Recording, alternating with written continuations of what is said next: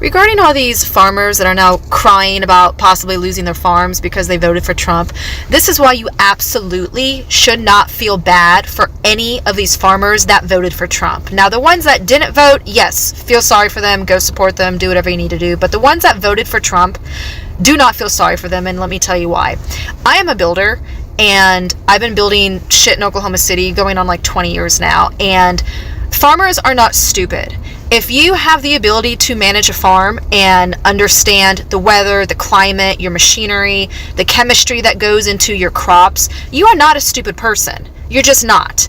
And especially when you come from generational farming, you have the ability to look ahead and predict what you need to survive. And so when you have two candidates where you have Kamala Harris on one side giving you a whole fucking list of shit that she's going to do for you and make your life better, and then you have Trump on the other side who can't even come out with a normal sounding sentence, and you still vote for that guy and you are a farmer, you are either racist or sexist or both. And they're only crying now because now they are being treated exactly how they voted for other people to be treated. Got that? They are being treated how they voted for other minorities, people of color, everybody else, poor people, sick people.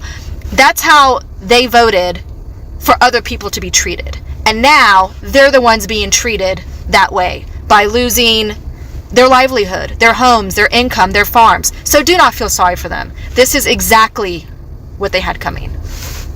Quick follow-up as to why exactly would Trump be doing this to farmers anyways, and I'm guessing 99% chance it's because he wants to bankrupt farms so his corporate buddies can come in and do a land grab. Basically what you have been seeing the last few years, major companies buying up a bunch of rental houses and jacking up the price of rents, and it's all going to corporations. It's probably something similar to let these farms go to foreclosure and his corporate buddies be able to come in, swoop them up, and now you've got bigger companies involved in more of our day-to-day food.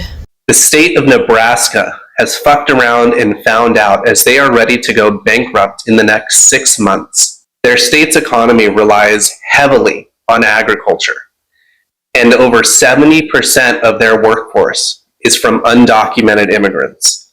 Knowing this, they voted for Trump, hoping that he would get rid of the undocumented immigrants. And now they are severely understaffed across the entire state, unable to find enough workers to replace the undocumented immigrants who supplied their state with enough workforce. This is the find out stage of fuck around and find out. Hello and welcome back. Today we are going to dive into a topic that has really tangible consequences for all of us, the food on our tables. And have you ever wondered what happens when a community's political loyalty clashes with its practical survival? We're going to explore the harvest of regret being felt by many American farmers, particularly those in the so-called red states. For years, these farmers have supported policies that they believed would benefit them. But as we will see later in the video, those very policies on immigration, trade, and climate change are now threatening to put them out of business.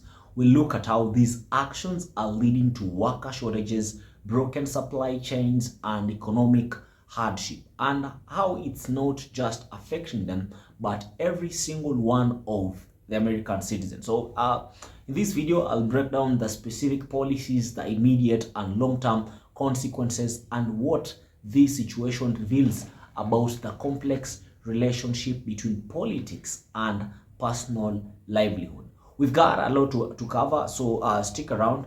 But before we get started, please take a moment to hit that like button, subscribe to the channel, and leave a comment down below. Let us know your thoughts on this issue. What do you think? And don't forget to share this video with your friends and family. Let us get into it, and I'll be back with my further commentary. Hey Nebraska, do you need a tissue for your issues? They don't want to come out here and work in this extreme conditions, 100+ degree temperatures, dust, hard work. What if you paid them more? It doesn't matter. You want to get rid of illegal immigrants, quit eating. And that's for everybody. That's, nationwide. If you want to get rid of them, quit eating. That'll solve the problem. But when only 5 pickers showed up this morning to harvest his sweet potatoes, farmer Keith Smith saw possible ruin, the loss of his $500,000 crop. They're running scared because of this new law. And you're in trouble. I'm in trouble, bad trouble. Smith's 200 acres need 20 pickers, mostly Mexican nationals. There is not enough documented people here to supply that workforce. Most of your workers are here illegally. That's sure. If they got documentation, they got a better job working for me. Fernando Aldeman, a Mexican national, has worked Smith's farm since 1992. Everybody's just scared. Yeah. Now, are you here legally? No. No. So, are you scared? Yeah, I'm scared. I'm scared, Smith's pickers make about $100 a day. He supports immigration laws, just not this one that threatens his third generation. Welcome back. I want to start by talking about the significant and detrimental impact that MAGA policies have had U.S. agricultural communities, which is now starting to affect the entire national food supply. It is a situation that can only be described as a harvest of regret for many farmers. Okay, and what do I mean here? The first and perhaps most visible impact is the worker shortage. From Texas to Iowa, red state farmers are facing severe labor shortages because certain policies have essentially choked off the labor pipeline that once sustained their farms. Many of these farmers have believed that they didn't need immigrant workers and that border crackdowns would protect American jobs. But the reality has been starkly different. Take the case of Keith Smith, a farmer in Nebraska. He lost a significant portion of his $500,000 sweet potato crop because only 5 pickers showed up instead of the 20 he needed. The majority of his workers, many of whom are Mexican nationals, are now running scarier due to new laws. As Smith himself admits, most of his workforce is undocumented because documented workers often have better job opportunities. This is a common story. Undocumented immigrants make up between 50% to 70% of the entire U.S. agricultural workforce. In Nebraska, with its workforce being heavily reliant on undocumented immigrants, the state is reportedly severely understaffed and facing the potential for widespread bankruptcies. And as a result, we're seeing fields of strawberries, apples, and corn rotting in the sun because there is not, there are not enough hands to harvest them. And beyond the labor, there is the issue of economic hardship. The cost of farmers are skyrocketing and their supply chains are broken. Small farms are collapsing under the weight of insurance claims, equipment debt, and the rising cost of fertilizer. Some speculate that these policies might be a deliberate attempt to bankrupt small farms, allowing larger corporate entities to swap in and acquire their land, much like we've seen with major companies buying up rental properties and inflating rents in the housing market. Then we have the trade wars and tariffs.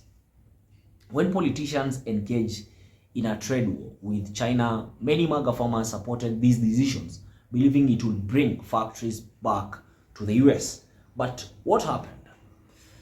China retaliated by imposing tariffs on US soybeans, pork, and wheat, devastating these exports. While billions in subsidies were handed out, these payments, and I quote, don't rebuild market once lost.